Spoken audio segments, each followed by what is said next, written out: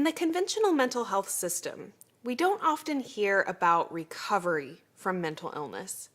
But in this video, I'm talking with Mark Villiers, the founder of Life Center for a New Tomorrow, and he's going to be discussing the fact that there is hope for recovery from so-called mental illness, and we're going to hear some of those stories today.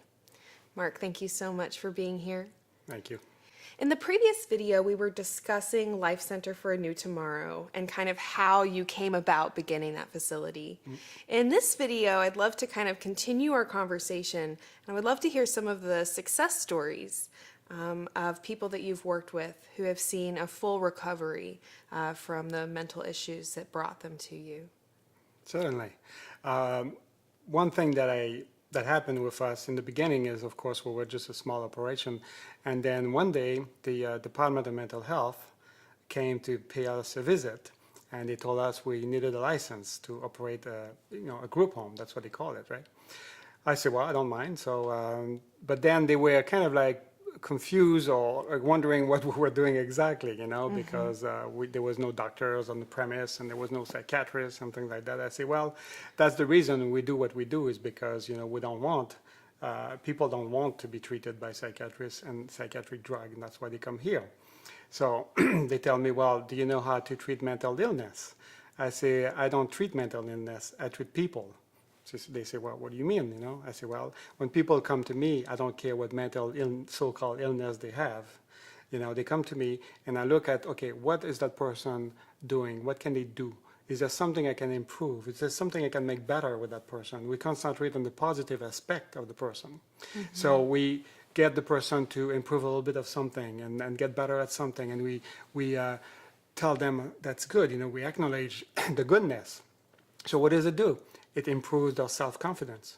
It improves their ability to notice that they are worth something. They might be able to get something done. They're not just like schizophrenic or just sitting there like having weird thoughts. They don't, we don't concentrate on that.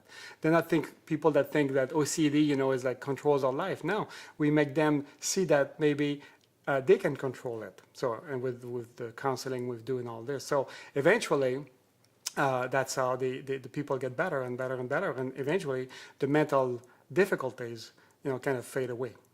Because that's why I don't call that mental illness, because it's never been proven that it was an actual illness, even though the psychiatrists really work hard trying to convince people that it is. So then they say to me, well, okay, I understand. It's an interesting approach. And the Department of Mental Health guy, he says, so do you know how to diagnose mental illness? I say, okay, now we're going to stop right here, because then again, you are in an area where psychiatry, basically it's a false science and it's a fraud. There is no science to psychiatry. It's a fraud. Somebody comes up with a label and decide they're going to put it in their book. Every year they gather around a table and they decide what is going to go in the diagnosis manual. And it's a vote. It's not because they made scientific research or they look at something and it's a whole different, it's a whole different thing that's going on there. Anyway, so they gave us a license to operate the facility, which is fine. I didn't mind, And then 6 years later, that was funny because every time they would come to do an inspection, they would be kind of like, well, what about this? What about that? The last year they say, well, I noticed we are not sending anybody to see a psychologist or a psychiatrist. I say, well, that's the reason they come here, because they don't want to see a psychologist or psychiatrist, and this is what we do with them. And then they say, well, it doesn't look like, you're using the diagnosis manual. I say, we don't use that manual because that manual is a farce. It's a farce. It's not real.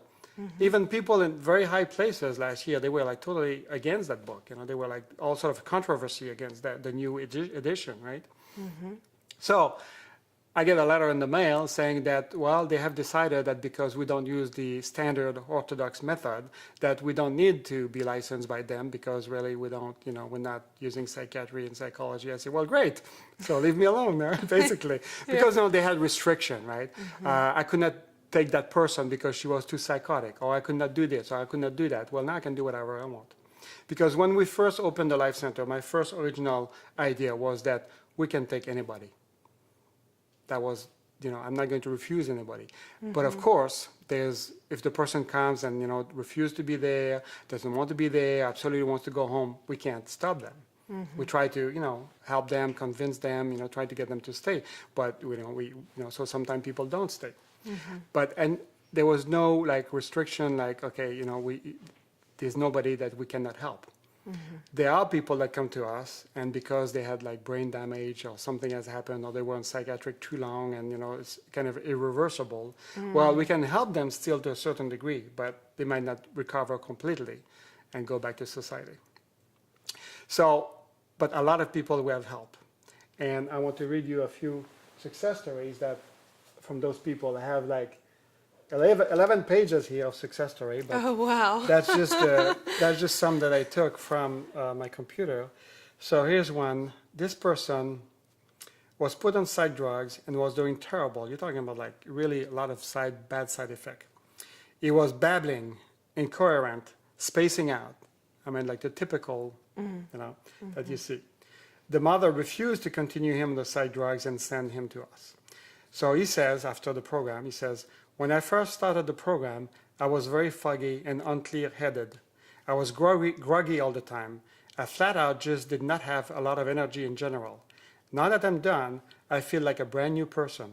I can think again. I'm motivated and ready to take on whatever life has to throw at me.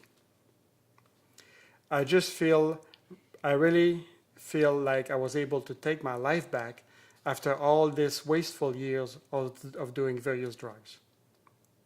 Now, I don't hear that very often from a guy coming out of a psychiatric hospital. Well, and it's funny that you mentioned that because very rarely do people leave the psychiatric hospital and say, wow, Exactly. what an amazing I never saw experience. anybody. I feel so much better. Why didn't I go sooner? Exactly. Never saw that. You ask anybody if they want to go to the psych hospital. It's immediate fear reaction or disgust or no way. So it's kind of interesting, right? How you're supposed to go somewhere to feel better and you're afraid to go there. Number two, this person was on street drugs. And he says, that's the dad. The dad says, my son became violent and out of control after taking some unknown designer drug. For a long time, I was trying to help my son recover from that experience. I refused to let him in the hand of psychiatrists, as all they would have done is give him more drugs, which would have turned him into a zombie. My son would destroy my apartment or motel room I would rent for him. I had no place to put him. I found out about Mark Valliere's place and asked him if he could help me. Mark went out of his way to accommodate my son. He calmed down quite a bit. My son began to show marked improvement. He stopped being violent and has not been for months. He has even begun to help Mark around the property. I thought it was a good turnaround. This one is from a lady. She says, I'm surprised with the huge difference in the opinion I have of myself. You see, I was telling you about self-confidence, trying to improve that. So she has improved hers a lot. I do think that I am a good person, and I do want to make the choices that are the best for me and the people around me. In the relatively short time I have been here, I know I have changed a lot for the better. There was a short one from this dad. He says, my son is doing very well. That was after he went back home. My son is doing very well. It was amazing how different he was when he came home. Everyone noticed the change for the better, and he continues to improve his communication and relation with others on a daily basis. And then it just goes on for like half a page. This one was a woman that came to us. I was telling you about, the three sides of the human being, physical and mental and the being himself. This person, we found out she has an extreme hormone imbalance. So it was not a traumatic experience. It was not her deciding to die. It was just the physical body, for some reason, went out of whack. And so we found that, and then when she went back home, this is years after she left us. The husband says, my wife and I want to thank you and your team for all the help you gave us during a very difficult time for us. Now that person was so bad, she would scream all the time. She would change her mind constantly. I want to go home, I want to stay, I want to go home, I want to stay.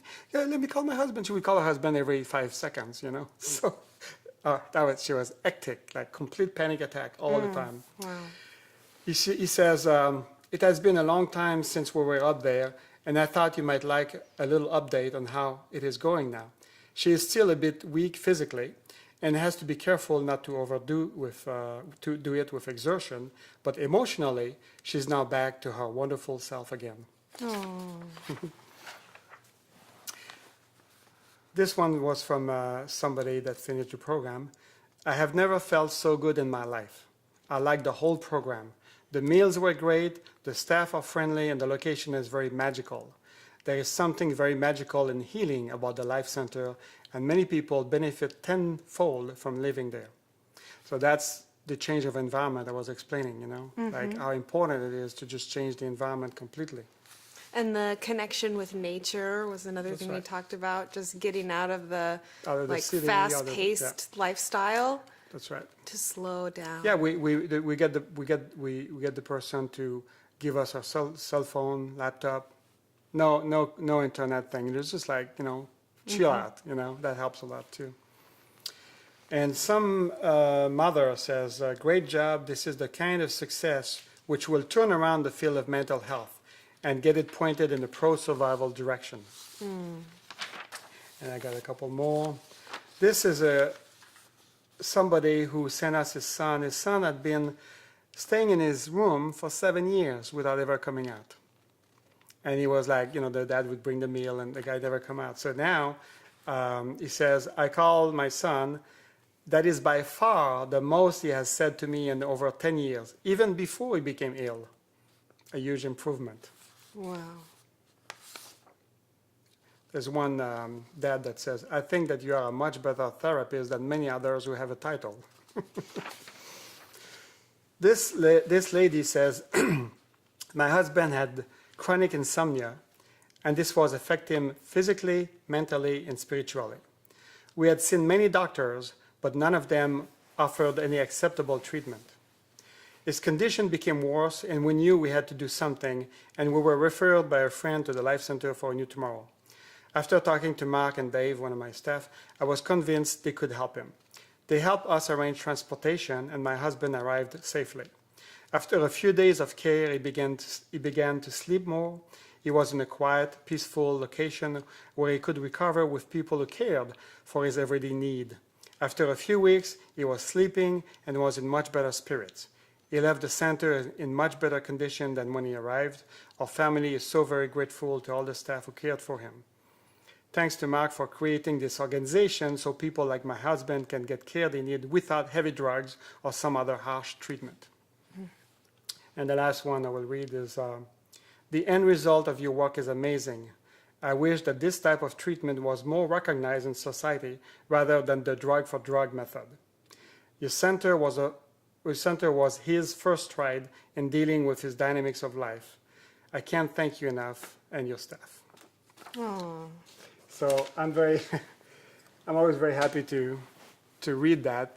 It's very tough sometimes because you deal with people that have a lot of difficulty, and any family that had dealt with people like that can attest to how difficult it is. Yeah. But my staff is well trained, and we know what to do. And like I said, we cannot promise any result because it's always, you never know when the person arrives, what's going to happen and how long it's going to be. That's kind of like something we don't have a hand on, Right. So, but overall, this is kind of the first time you can see a huge change in the way people deal with mental difficulty. Psychiatry, they have a monopoly of mental healing. They should not have a monopoly. Right. Whenever you see a big company having a monopoly on something, the government tries to break them up, right? Chiropractor, several years ago, 100 years ago, they were considered quack, and they were laughed at, and they were like, ridiculed and all this. Well, they do a great job today.